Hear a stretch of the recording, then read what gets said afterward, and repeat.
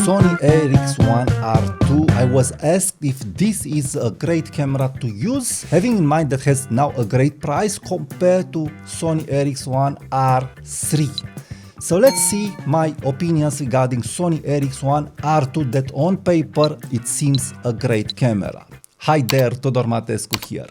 I was always tempted regarding Sony RX1R2. And when seeing what Sony did with RX1R3, of course I was disappointed in a way because Sony on the next model after R2, they didn't put a tilt screen. Are you crazy? They didn't put a tilt screen on a small premium camera Sony made with 60 megapixels. And also I don't want to address the IBIS. No IBIS on a 60 megapixels camera. Leica Q3 has IBIS. It's mind-blowing what Sony did with Sony RX1R3, and I'm not saying the camera is bad. I really like the concept, but I really don't like especially that they didn't put a tilt screen. So on the previous model you have a tilt screen and on the second model you don't have a tilt screen. How is this possible? How is this possible? This is possible because Sony is planning to launch after 2, 3, 5 years, who knows, Sony RX1R4, that for sure it will have a tilt screen. So this was a marketing move, an ugly marketing move from Sony, thinking about the next iteration, because this how things are going is not about the new product launch, it's also about the next product launch. So a company to make money, it really needs to think about the next product. So they already have the next technology for the next 7, 10 years. And for sure, they had this in plan. So yes, I really don't like this ugly move that Sony did, not putting a tilt screen on Sony RX1R3. A 35mm full frame camera with great AF, with a 35mm f2 lens, Zeiss lens, the golden focal lens and the Zeiss signature, and more than that, better Sony colors. So better Sony colors. And I'm saying this because we will get to Sony RX1R2 immediately. So better Sony colors, better battery, no tilt screen, and all what is good on Sony RX1R3. So you could say, okay, why not go to Sony RX1R2, because there I have a EVF and there I have also a tilt screen. Well, the things aren't so easy from my point of view regarding the price, the age of the camera, and what the problems are there. So what it stopped me to pull the trigger on Sony RX1R2 are the following points. And also these points are stopping me now. First, the batteries. I had Ricoh GRC-X, and it's a pain, a big pain, to have batteries that are so small, that are draining so fast. Of course, you can take batteries with you, but come on, 5 batteries for one day to be okay, to have that peace of mind. It's not okay. It's really a hassle. It's really a hassle. Why pay so much money to have that hassle? Again, we must also think what we will win. And we will see immediately if we win something. But this is a big hassle. The next big hassle are the colors. How I said, Sony RX1R3 has better colors. It's able to see very easily that Sony improved their color science, especially with the latest model, Sony a7 IV, and especially what we are able to see also regarding film simulations, they are looking very well on Sony RX1R3. So there you have good JPEGs and good batteries. So already you get rid of 2 big problems that you have on Sony RX1R2. So the JPEGs that are ugly and the color science in the raw files that it's ultra yellowish. Look at the reviewers that are publishing images with Sony RX1R2. The images are yellowish. They are looking like somebody spill a yellow paint on their picture. So this is a big problem with Sony color science on Sony RX1R2. And this isn't just about the sensor. This is also about the Sony lenses, because I've used my Sony lenses on my Nikon ZF, and I also get that yellowish tint, that greenish tint on my Nikon ZF. But this isn't the case with Sigma lenses. So have that in mind, very important.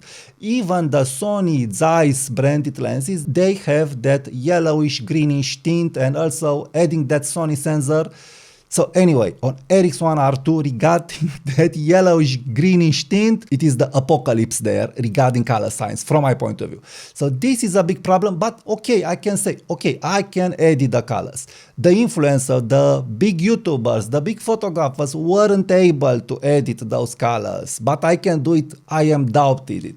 But of course, I use, especially for street photography, black and white files. For black and white, it will be okay, but for a full frame camera that costs $2,000 and it is 10 years old, I really would like to have a camera that is also offering me great JPEGs, and this isn't the case with RX1R2 from my point of view, for my liking. Again, for my liking. You may like it, but personally, I am not liking the color science at all. The only color science that I'm okay regarding Sony cameras, it is the color science starting from Sony A7C. So from Sony A7C and above, we are able to see that Sony was able to control better in full frame cameras that yellowish tint that it's out there. So have that in mind. By the way, if you want to make better photos, you must know that it's not about the gear. It's about composition. It's about light. It's about seeing with your eyes and pre-visualizing the picture. So for this, I've recently launched a course with my techniques to get better pictures. So if you want to learn to make better pictures and especially composition, why not join my Photography Academy? To get access to my course, you must be subscribed to my channel and join my membership Photography Academy level. When you'll have that level, you'll have access to my street photography composition course, where I show you how I am making the pictures and where I teach you how to make the same picture. So I'm telling you why a picture is good and why it's working and why I've decided to keep it in color or to keep it in black. So you learn lots of tips and techniques if you are joining the membership program. And more than that, joining my membership, it means that any premium course that I will launch, you'll have access to it. So join now my TM Photography Academy by subscribing to my channel and hit the join button from YouTube. Now let me also address a little the AF. Yes, it's Sony AF on Sony RX1R2, but it's not at the level of Sony A7C. It's not at the level of Sony RX1R2. So overall, we have some frustration here. So we have the batteries, that it's a big frustration. We have the color science, that it's a big frustration. We have the AF, that it's not a stellar AF compared to the latest models. And also we have a 10-year-old camera, that it's not a Leica camera or a Fujifilm camera to have an excuse. Okay, I will buy it because I get this, this, and this. What you get in the end. So let's see what you get on Sony RX1R2 that could justify the price. So the things that you get are a tilt screen that you have on Fujifilm cameras, that you have on Sony A64 cameras or on Sony A6600 camera. You get a full frame sensor and a fixed 35mm f2 Zeiss lens. So all it's around these specs. Tilt screen, full frame, and a 35mm lens. Are we able to see this combo in another system? Can we make this combo in another system? In a way, yes, and in a way, not. We can make this combo also in the Sony system using older Sony A7 cameras, like Sony A7 Mark II with 35mm f2.8 Zeiss, or Sony 7 2R and so on. So we can make this combo, but of course it will not be as small. Now, what a small camera it really means in the end? It means it's a portable camera. Do we have other portable full frame cameras as small with a 35mm f2 lenses at this price? No, we don't have.